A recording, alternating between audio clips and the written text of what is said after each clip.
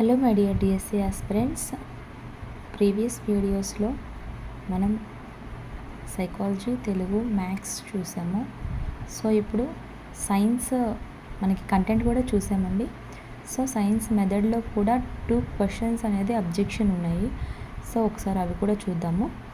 Question ID వచ్చేసరికి 3922661469 answer కీలో మనకి second option అని ఇచ్చారు. ఇప్పుడు మన అబ్జెక్షన్ ఏంటి అంటే ఆన్సర్ 3 ఆప్షన్ కరెక్ట్ అండి. క్వశ్చన్ వచ్చేసరికి వివృత రకపు ప్రశ్నలు దీనిని పెంపొందించటకు ఉపయోగపడతాయి. ఇంగ్లీష్లో open ended questions helps to improve. దేనికి ఇంప్రూవ్ చేయడానికి, ఓపెన్ ఎండెడ్ క్వశ్చన్స్ ఇంప్రూవ్ చేయడానికి ఏమి హెల్ప్ అవుతాయి మనకి అని అడిగారు. సో దానికి ఆప్షన్స్ ఇవ్వలేదండి, వీడియో లెంతీ అయిపోతుందని. దానికి ఒకసారి క్వశ్చన్ చెక్ చేసుకోండి మీరు రెస్పాన్స్ షీట్స్లో.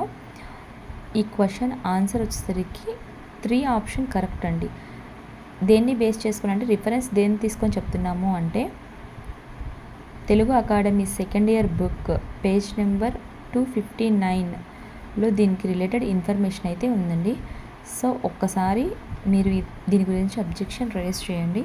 అండ్ సెకండ్ క్వశ్చన్ వచ్చేసరికి క్వశ్చన్ ఐడి 3922664690 ఆన్సర్ కీలో థర్డ్ ఆప్షన్ అని ఉందండి.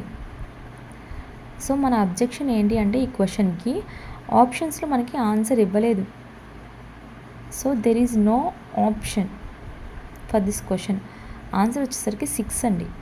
ఆ క్వశ్చన్ ఏంటి అని చూస్తే మనం జాతీయ విద్యా ప్రణాళిక చట్టం 2005 ప్రకారము విజ్ఞాన శాస్త్రంలో ఇతివృత్తాల సంఖ్య, ఇంగ్లీష్ మీడియం వాళ్ళకి number of themes in science as per national curriculum framework 2005.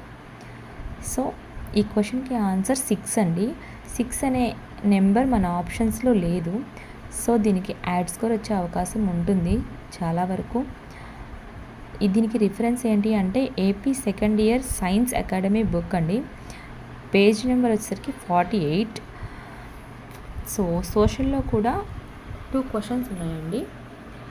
ఈ క్వశ్చన్కి అబ్జెక్షన్ రైజ్ చేస్తే యాడ్ స్కోర్ వస్తుంది లేదో అనేది అయితే నాకు ఎగ్జాక్ట్గా తెలియదు. సో అబ్జెక్షన్ అయితే రైజ్ చేద్దాము.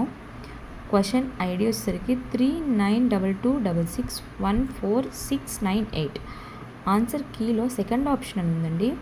Objection there is no option. దీంట్లో ఆప్షన్ లేదు.